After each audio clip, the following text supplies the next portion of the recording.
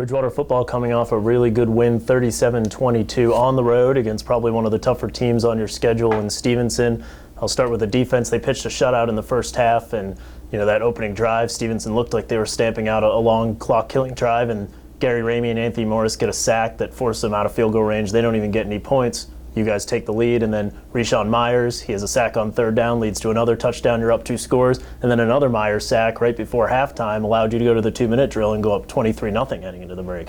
Well, I think good teams, you find your offense and your defense playing off each other, and I think that showed a little bit on Saturday at different times in the game up there. And when I talked to the defense on Monday morning, and you talk about that first drive, we've got enough players that if you make somebody go 14 plays, eventually somebody in our group will step up, and that's what you saw happen in that play. And I think if we can go out and continue to do that and just don't give him the explosion play, just don't give him the chunk, I think eventually we got enough playmakers on the field. I thought it was really just an outstanding offensive performance. To be 5 for 5 in the red zone with all of them being touchdowns, to not turn the ball over against a team that had forced turnovers in 66 consecutive games. That's a long streak right there that we were able to go up there and break. And to be doing those things on the road is what you would have had to have done to be a good team like Stevenson. Yeah, the offense scored twice in the second half. It was when they had cut it to 9 and then 8, so they scored when they needed to. Demetrius Gillespie had a huge game. There was really good run blocking, and then you mentioned the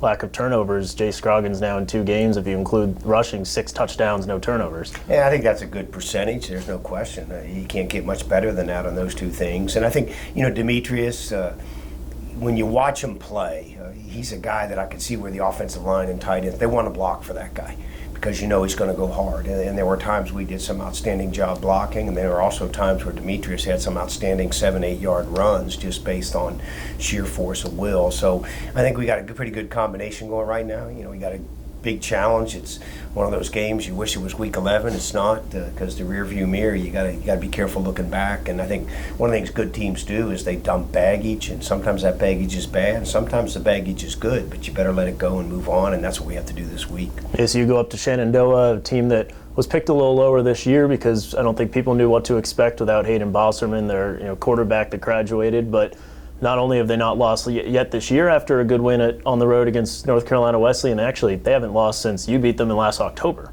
Well, I think you're right. Anytime you pull a Hayden out of the equation, he was a Gallardi Award finalist. They flew him down to Texas. I think the significance, they lost that first game to the Hurricane. They lost the game against Methodist, who I'm sure they anticipated beating, and when Methodist did not come up there to play them at home at Shenandoah. But they went on the road, and they beat a North Carolina Wesleyan team by 16 points. At the previous week, it sat on the bus for 7 hours and went down to Emory and Henry and beat Emory and Henry in Emory. And so I think that there's significance. I think our kids see that. They return a lot on the defensive side of the ball, and I think that's where I've seen the most improvement from them. And 35 points is 35 points, regardless of who's pulling the trigger.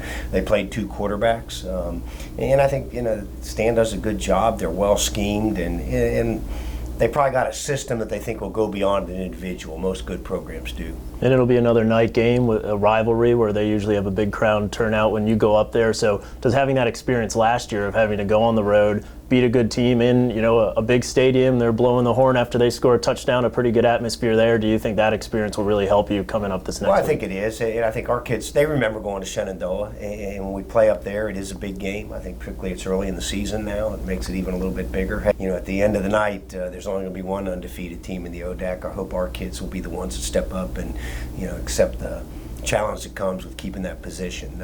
Once you get into conference schedule, it's a balanced schedule. We got 8 games. There's not a must-win game, but there's no question you want to getting out of the gate will help the equation.